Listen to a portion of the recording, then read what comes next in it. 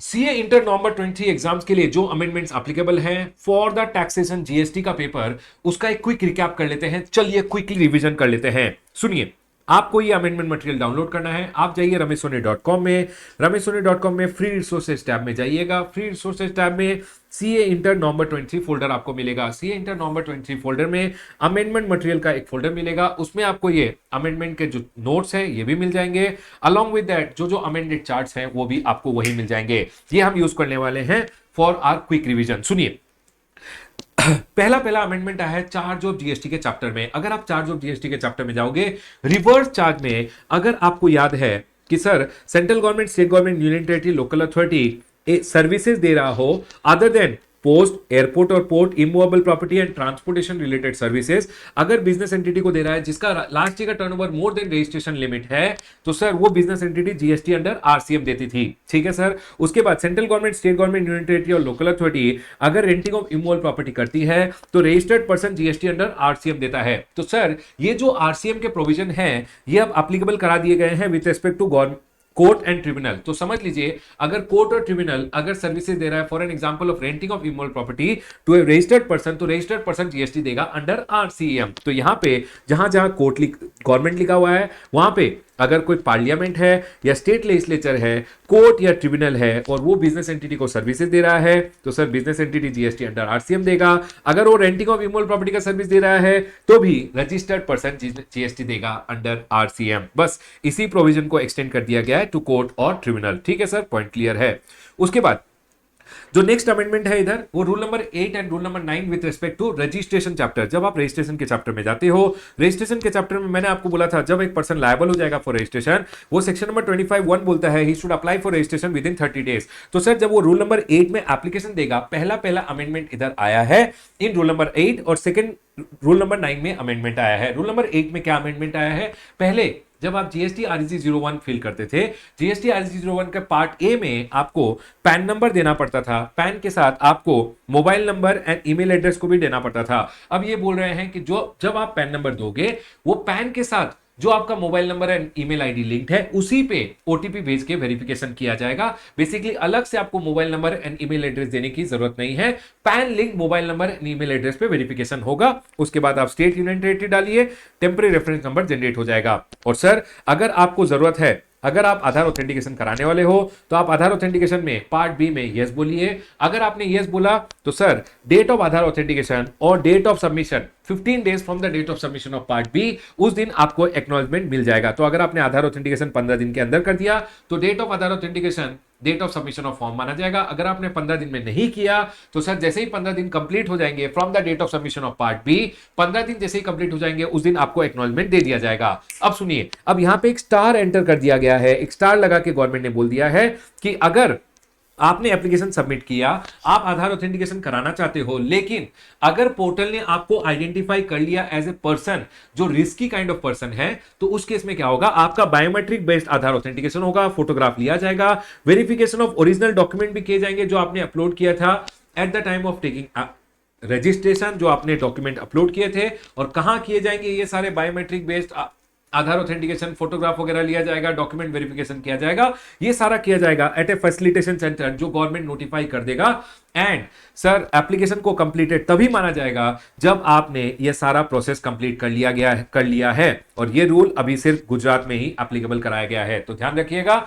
अब rule number 8 में पहला अमेंडमेंट आया। रूल नंबर 8 में क्या अमेंडमेंट आया कि सर पैन नंबर और ईमेल एड्रेस अब आपको देना नहीं है at the time of applying for registration. Secondly, जब आपको पोर्टल आइडेंटिफाई कर लेता है as a person for Aadhaar authentication, तो sir biometric based Aadhaar authentication, तो आपको एक फैसिलिटेशन सेंटर में जाके बायोमेट्रिक बेस्ड आधार ऑथेंटिकेशन कराना है, फोटोग्राफ वगैरह आपका लिया जाएगा और ओरिजिनल डॉक्यूमेंट का वेरिफिकेशन भी किया जाएगा। उसके अलावा इन्होंने बोला है कि समझ लीजिए आप ऑनलाइन गए, रूल नंबर 9 में यह अमेंडमेंट हुआ है कि आप ऑनलाइन गए, आपने आधार ऑथेंटिकेशन ऑप्ट भी किया सर, और आधार ऑथेंटिकेशन आपको रिक्वायर्ड था, आपने ऑप्ट किया, समझ लीजिए आपका आधार ऑथेंटिकेशन सक्सेसफुल भी हो गया, फिर भी अगर आपको पोर्टल ने आइडेंटिफाई कर लिया है as a person based on risk evaluation जिसका फिजिकल प्रीमाइसेस का वेरिफिकेशन होना है, तो वो बोल रहे हैं अब आपको रजिस्ट्रेशन 30 डेज में नहीं दिया जाएगा। उस केस में फिजिकल प्रीमाइसेस का वेरिफिकेशन होगा और अब आपको registration with in 30 days of submission of application दिया जाएगा। ये अमेंडमेंट आया है in rule number 8 and rule number 9। ठीक है, उसके बाद रूल नंबर उसके बाद एग्जाम्पशन चैप्टर में अमेंडमेंट आया है। एग्जाम्पशन चैप्टर में पहला पहला अमेंडमेंट ये बोल रहा है कि अगर एयरफोर्स मेस, ये जो मिलिट्री वगैरह का मेस होता है सर, पैरामिलिट्री, आर्मी, नेवी का मेस है, वो अगर अकोमोडेशन सर्विसेज दे रहे हैं उनके पर्सनल्स को या एनी अदर पर्सन को अदर देन बिजनेस एंटिटी, तो याद रखिएगा उस केस में एंट्री नंबर 6 एप्लीकेबल होगा और एग्जाम्पशन मिल जाएगा। ठीक है सर। उसके बाद सर ये जो नेशनल टेस्टिंग एजेंसी है, any board, any authority which is being set up by the government, any authority board set up by the government including national testing agency, उनको for the conduct of examination, only for the purpose of conduct of examination educational institution मान लिया है और उनकी services को exemption मिलेगा। तो sir अगर वो एजुकेशनल, ये जो नेशनल टेस्टिंग एजेंसी है, ये जब एंट्रेंस टेस्ट लेती है बच्चों का और उनसे फीस लेती है, उस पर जीएसटी एप्लीकेबल नहीं होगा। उसके बाद एक छोटा सा क्लैरिफिकेशन आया है, अगर renting of residential property for the purpose of residence किया जाता है, रजिस्टर्ड पर्सन को दिया जाता है, तो रजिस्टर्ड पर्सन को जीएसटी अंडर आरसीएम देना पड़ता है। लेकिन समझ लीजिए मैं एक रजिस्टर्ड पर्सन हूं जिसने रेंटिंग ऑफ रेजिडेंशियल प्रॉपर्टी किया है, पर्सनल कैपेसिटी में किया है, बिजनेस एक्सपेंस क्लेम नहीं किया है, ऑन माई ओन अकाउंट किया, मैंने बिजनेस में उसको खर्चा दिखाया ही नहीं है, तो उस केस में याद रखिएगा रिवर्स चार्ज में मुझे जीएसटी देने की जरूरत नहीं है, even though I am a registered person, but क्योंकि मैंने पर्सनल कैपेसिटी में उस खर्चे को किया है, सर ओन अकाउंट में किया है, प्रोप्राइटरशिप फॉर्म के लिए वो रेंटिंग नहीं किया गया है, तो उस केस में रिवर्स चार्ज मैकेनिज्म अप्लाई नहीं होगा रजिस्टर्ड पर्सन पे। उसके बाद sir services by way of access to road और एन्युटी, रोड और bridges on payment of toll charges exempt रहेगा, ऑन पेमेंट ऑफ एन्युटी पे जो एग्जाम्पशन था वो एग्जाम्पशन को हटा दिया गया है, हेंस एक्सेस टू रोड और bridges on payment of annuity पे अब जीएसटी लगेगा। उसके बाद गवर्नमेंट, अगर एक बैंक समझ लीजिए, बैंक, मैं एक सेलर हूं, मैंने क्या किया, मैंने एक पर्सन से ये जो रुपए कार्ड वगैरह एक्सेप्ट किया, रुपए कार्ड अगर एक्सेप्ट करता हूं तो बैंक मुझसे एक ट्रांजैक्शन चार्ज लेता है। गवर्नमेंट ने बोला है अगर कोई सेलर रुपए कार्ड यूज कर रहा है तो बैंक को बोल दिया कि बैंक आप कोई ट्रांजैक्शन चार्ज मत लीजिएगा, इंस्टेड गवर्नमेंट बैंक को क्या करता है, इंसेंटिव देता है, उस इंसेंटिव पे जीएसटी नहीं आएगा। यही पॉइंट क्लैरिफाई किया गया है। Incentive paid by MeitY, ministry of electronic and information technology, जो गवर्नमेंट को एक्वायरिंग बैंक को देता है एक इंसेंटिव फॉर प्रमोशन ऑफ रुपए debit card and low value beam UPI transaction, जो गवर्नमेंट सब्सिडी दे, जो गवर्नमेंट इंसेंटिव दे रहा है वो एक सब्सिडी होता है और वो टैक्सेबल नहीं होगा। उसके बाद वैल्यू ऑफ सप्लाई चैप्टर में एक छोटा सा अमेंडमेंट आया है, कुछ नहीं, सिंपल सा बात बोला गया है, समझ लीजिए अगर एक इंश्योरेंस कंपनी ने इंश्योरेंस पॉलिसी 10,000 रुपए में बेचा है, 4,000 रुपया नो क्लेम बोनस दिया है, तो इधर 6,000 रुपए जो रिमेनिंग अमाउंट मुझसे चार्ज किया जाएगा, इंश्योरेंस कंपनी उसी पे जीएसटी चार्ज करेगी। ये 4,000 रुपए को सेक्शन नंबर 15(3) में बोल दिया गया है, जैसे डिस्काउंट को डिडक्ट किया जाता है वैसे नो क्लेम बोनस को भी डिडक्ट किया जाएगा और सिर्फ जीएसटी 6,000 रुपीज के ऊपर ही आएगा। ये क्लैरिफिकेशन यहां पे दे दिया गया है। ऐसा नहीं है कि मैंने इंश्योरेंस कंपनी को कोई सर्विस दिया था उसके लिए उन्होंने 4,000 रुपए का मुझे नो क्लेम बोनस दिया है, अब refrained from not lodging a complain और उसके लिए मुझे 4,000 रुपए दिया है, ऐसा नहीं है। इंश्योरेंस कंपनी ने सिंपल मुझे इंश्योरेंस बेचा है, इंश्योरेंस के लिए 10,000 से 4,000 रुपीज का जो नो क्लेम बोनस था उसको डिडक्ट कर दिया अंडर सेक्शन नंबर 15(3) और 6,000 रुपीज पे वो मेरे से जीएसटी चार्ज करेंगे, दैट्स इट। उसके बाद टैक्स इनवॉइस चैप्टर में कुछ नहीं, एक रूल नंबर 46A में टोटल बकवास अमेंडमेंट आया है कि single invoice come bill of supply जब इश्यू किया जाएगा उसमें डिटेल्स वो कैप्चर किए जाएंगे जो रूल नंबर 46 या रूल नंबर 49 या रूल नंबर 54 में बोले गए हैं, वही डिटेल्स कैप्चर करते हुए एक person invoice come bill of supply issue करेगा। उसके बाद clarification on applicability of E invoicing, आपको अगर याद होगा ई इनवॉइसिंग के प्रोविजन एप्लीकेबल नहीं होते हैं अगर आप एक बैंकिंग कंपनी है, ठीक है sir, BG banking company, GTA passenger transportation service में है, मल्टीप्लेक्स है, या सर गवर्नमेंट है, लोकल अथॉरिटी है, या सर आप एक एसईजेड यूनिट है, अगर आप एक एसईजेड यूनिट है तो आपके ऊपर ई इनवॉइसिंग के प्रोविजन एप्लीकेबल नहीं होते हैं। ठीक है सर। अब सुनिए, अब जहां जहां ये ई इनवॉइसिंग के प्रोविजन एप्लीकेबल नहीं होते, जस्ट ए मिनट एवरीवन, मैं आपको दिखा देता हूं, जस्ट ए मिनट, ठीक है। सुनिए सर, ई इनवॉइसिंग के प्रोविजन एप्लीकेबल नहीं होते हैं अगर आप एक बैंकिंग कंपनी है, NBF non banking financial institution, sir banking company, financial institution वगैरह के ऊपर जी फॉर जीटीए, ठीक है, पैसेंजर ट्रांसपोर्टेशन, मल्टीप्लेक्स, या सर गवर्नमेंट बॉडी है, गवर्नमेंट है आप, या लोकल अथॉरिटी है, या एसईजेड यूनिट है, तो आपके ऊपर ई इनवॉइसिंग के प्रोविजन एप्लीकेबल नहीं होते। इन्होंने बोला है अगर आपके ऊपर ई इनवॉइसिंग के प्रोविजन एप्लीकेबल नहीं होते, समझ लीजिए एक बैंकिंग कंपनी है, बैंकिंग कंपनी फाइनेंशियल सर्विस भी देती है, बैंकिंग कंपनी अदर सर्विसेज भी देती है। अब अगर बैंकिंग कंपनी फाइनेंशियल सर्विस दे रही है उस पर भी इनवॉइसिंग प्रोविजन नहीं लगेगा। अगर बैंकिंग कंपनी समझ लीजिए गोल्ड बेच रही है, बुलियन वगैरह बेच रही है, या कोई ओल्ड एसेट्स वगैरह बेच रही है, तो भी ई इनवॉइसिंग के प्रोविजन एप्लीकेबल नहीं होंगे। मतलब ई इनवॉइसिंग के प्रोविजन जब बोल दिए हैं इनके ऊपर एप्लीकेबल नहीं है, तो इनके स्पेसिफिक एक्टिविटी के लिए नहीं बोला गया, एंटिटी एज ए होल के लिए बोला गया। चाहे एंटिटी कोई भी ट्रांजैक्शन करे उसके ऊपर ई इनवॉइसिंग के प्रोविजन एप्लीकेबल नहीं होंगे। उसके बाद इनपुट टैक्स क्रेडिट चैप्टर में एक अमेंडमेंट आया। इनपुट टैक्स क्रेडिट चैप्टर में रूल नंबर 37 ए इंट्रोड्यूस हो गया है। सो सर समझ लीजिए, अगर मुझे ये एक सप्लायर है, सप्लायर ने जीएसटीआर 1 फाइल किया, जीएसटीआर 1 फाइल किया, वो मेरे 2B में अपीयर हो गया। नंबर 1 मैंने इनपुट टैक्स क्रेडिट ले लिया। अब सर सप्लायर को अपना जीएसटीआर 3B फाइल करना था, जीएसटीआर 3B फाइल करके टैक्स पेमेंट करना था, लेकिन सप्लायर ने अपना जीएसटीआर 3B फाइल नहीं किया। तो गवर्नमेंट बोल रहा है रमेश, इसने जब जीएसटीआर 1 फाइल किया, तेरे जीएसटीआर 2B में अपीयर हो गया, तो इनपुट टैक्स क्रेडिट ले ले, कोई बात नहीं, लेकिन एक काम करना, वेट करना, अगर ये ईयर जिसके लिए ये क्रेडिट था, ये ईयर खत्म होने तक अप टू 30 सितंबर तक अगर सप्लायर जीएसटीआर 3B फाइल करके जो भी टैक्स है उसका पेमेंट कर देता है तो कोई बात नहीं। लेकिन अगर 30 सितंबर तक इस ईयर रिलेटेड अप टू 30 सितंबर तक अगर सप्लायर जीएसटीआर 3B फाइल नहीं करता है, तो समझ लीजिए ये अप्रैल मंथ का इनवॉइस था जिसका 20 मई को तूने क्रेडिट ले लिया था, तो 30 सितंबर तक अगर जीएसटीआर 3B सप्लायर फाइल नहीं करता है, तो जो क्रेडिट तूने ले लिया था वो क्रेडिट तुझे अप टू 30 नवंबर, जो इनपुट टैक्स क्रेडिट, समझ लीजिए 18,000 रुपए का क्रेडिट था तूने ले लिया था, तो 18,000 रुपीज का क्रेडिट तुझे रिवर्स करना पड़ेगा अप टू 30 नवंबर, जो जीएसटीआर 3B फाइल करने वाला है तू।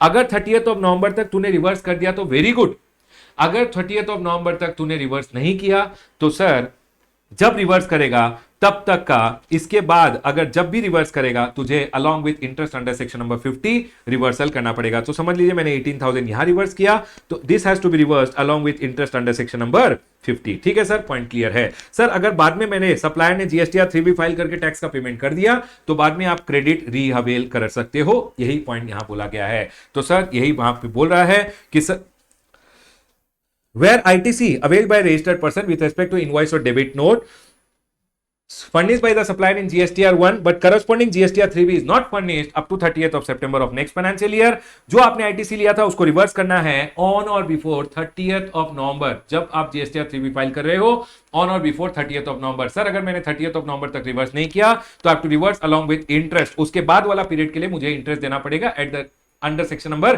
50 जो 18% का बोलता है। और सर उसके बाद अगर सब्सिक्वेंटली सप्लायर ने पे कर दिया टैक्स गवर्नमेंट को, तो आपने जो क्रेडिट रिवर्स किया था वो क्रेडिट आप रीअवेल कर सकते हो। ठीक है सर। उसके बाद सेक्शन नंबर रूल नंबर 37 में एक छोटा सा अमेंडमेंट आया है कि सर रूल नंबर 37 बोलता था कि अगर मैंने, समझ लीजिए मुझे एक इनवॉइस मिला है, इनवॉइस मिला है 1 जनवरी को, इनवॉइस 1 लाख रुपीस का था, 18,000 जीएसटी था।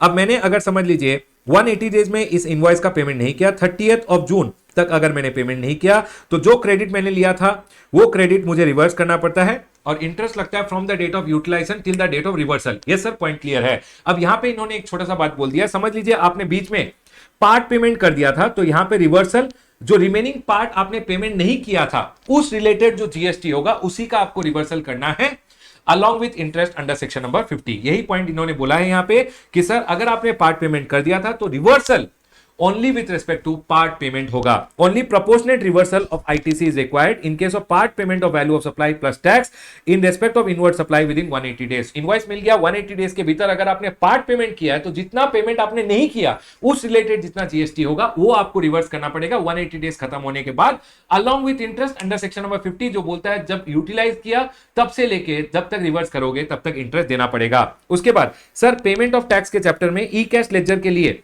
एक छोटा सा पॉइंट आया है कि अगर आपका बैंक सिन कम्युनिकेट नहीं करता है जीएसटी पोर्टल को, तो आपका ई कैश लेजर कैसे अपडेट होगा? इन्होंने बोला है आपका ई कैश लेजर को अपडेट कर दिया जाएगा on the basis of E scroll का जो एक लिस्ट होता है जो आरबीआई प्रिपेयर करता है, उसके बेसिस पे भी आपके ई कैश लेजर को जीएसटी पोर्टल अपडेट कर सकता है अगर आपके बैंक ने सिन कम्युनिकेट नहीं किया टू द जीएसटी पोर्टल। ठीक है सर, पॉइंट क्लियर है। उसके अलावा रूल नंबर 88C आया कि सर समझ लीजिए आपका जीएसटीआर 1 और जीएसटीआर 3B में, जीएसटीआर 1 और जीएसटीआर 3B में अगर कोई डिफरेंस हो गया तो बेटा डिफरेंस आपको कम्युनिकेट कर दिया जाएगा। आपको कम्युनिकेट कैसे किया जाएगा? जीएसटी डीआरसी 01B के पार्ट ए में आपको कम्युनिकेट कर दिया जाएगा कि आपके जीएसटी R1 और जीएसटीआर 3B में जो आपने टैक्स दिखाया उसमें डिफरेंस है, आप उसको करेक्ट कर दीजिए, जो डिफरेंशियल है उसका पेमेंट कर दीजिए या अपना एक्सप्लेनेशन दे दीजिए। सर कितने दिन का टाइम लिमिट मिलता है? 7 दिन में। 7 दिन में बेसिकली या तो आप पेमेंट कर दीजिए जो डिफरेंशियल टैक्स है उसका, या फिर आप एक्सप्लेनेशन दे दीजिए। अगर आपका एक्सप्लेनेशन एक्सेप्टेबल है तो वेरी गुड, अगर आपका एक्सप्लेनेशन एक्सेप्टेबल नहीं है तो ये रिकवरी में चले जाते हैं, जो सीए फाइनल का पार्ट है। ठीक है सर, पॉइंट क्लियर है। इन्होंने यही बोला है यहां पे कि sir a new rule 88C has been inserted wherein they कोई भी डिफरेंस है आपका जीएसटीआर 1 और जीएसटीआर 3 में, where the tax liability as per GSTR 1 for the tax period exceeds the GSTR 3B। GSTR 1 में आपने 18 लाख का लायबिलिटी दिखाया है, यहां आपने 18,000 दिया है, तो अगर डिफरेंस आ गया तो ये आपको कम्युनिकेट करेंगे जीएसटी डीआरसी 01B में। आपको एक बार कम्युनिकेट कर दिया जाएगा। अब आपको 7 दिन का टाइम लिमिट मिलेगा, या तो आप पेमेंट कर दीजिए या एक्सप्लेनेशन दीजिए। सर मैं पेमेंट भी नहीं करूंगा, मैं एक्सप्लेनेशन भी नहीं दूंगा, तो बेटा याद रखना, जब आप रिटर्न का चैप्टर पढ़ोगे उधर रिटर्न के चैप्टर में एक पॉइंट आएगा जहां इन्होंने बोल दिया है कि सर आपका इनवॉइस फर्निशिंग फैसिलिटी और जीएसटीआर 1 को ब्लॉक कर दिया जाएगा। तो सर नंबर 1 यहां पे देखिए मैंने लिखा है, रूल नंबर 59 बोलता है कब कब आपका इनवॉइस फर्निशिंग फैसिलिटी और जीएसटीआर 1 को ब्लॉक कर दिया जाएगा। याद रखिएगा, अगर आप मंथली रिटर्न में हैं और आपने अपना पिछला जीएसटीआर 3B फाइल नहीं किया तो आपका जीएसटीआर 1 ब्लॉक कर दिया जाएगा। अगर आप क्वार्टरली रिटर्न में हैं, पिछला जीएसटीआर 3B फाइल नहीं किया तो नेक्स्ट जीएसटीआर 1 और आईएफएफ दोनों को ब्लॉक कर दिया जाएगा। अगर आपको रूल नंबर 88C में एक जीएसटी डीआरसी 01B में उन्होंने पार्ट ए में कम्युनिकेट किया है, डिफरेंस है आपके जीएसटीआर 1 और जीएसटीआर 3B में, अगर आपने उसका has neither deposited the amount nor you have furnished A reply explaining the difference, तो उस केस में ये बोल रहे हैं आपके इनवॉइस फर्निशिंग फैसिलिटी और जीएसटीआर 1 को ब्लॉक कर दिया जाएगा। उसके अलावा रिटर्न्स के चैप्टर में एक और पॉइंट है यहां पे कि रिटर्न्स में जो आपका मैक्सिमम लेट फी लगता था for filing of annual return, वो होता था 100 rupees per day up to a maximum 0.25% of the turnover in state और यूटी। ये एनुअल रिटर्न का लेट फी को इन्होंने कम कर दिया है। इन्होंने अब बोला है अगर आपका aggregate turnover in the current year up to 5 crore है तो आपको सिर्फ 25 rupees per day under CGST, 25 under SGST and maximum will be 0.02% of the turnover in state और यूटी। और सर अगर आपका turnover more than 5 crore up to 20 crore है, ₹50 per day, ये सीजीएसटी में, same amount under SGST, maximum will be 0.02% of the turnover in state और UT, CGST and same amount under SGST. Sir अगर मेरा टर्नओवर मोर देन 20 करोड़ है तो कोई reduction नहीं है, 100 rupees per day under CGST, 100 rupees per day under SGST and maximum will be 0.25% of turnover in state और union territory. Done sir, point clear है। बस यही थे आपके कंप्लीट अमेंडमेंट का क्रक्स यहां लिख दिया है और अमेंडमेंट का डिटेल डिस्कशन यहां पे है। ये था अमेंडमेंट का एक क्विक रिकैप। आई होप आप लोगों को मजा आया हो तो वीडियो को लाइक, चैनल को सब्सक्राइब और मुझे एक कमेंट करके जरूर बताइएगा। क्लोज करूंगा अपना complete recap on the amendments. अगर आपको अमेंडमेंट्स को डिटेल में पढ़ना है तो डिटेल वीडियो भी इसी चैनल पे अवेलेबल है, आप डिटेल वीडियो भी देख सकते हैं। Bye guys, take care.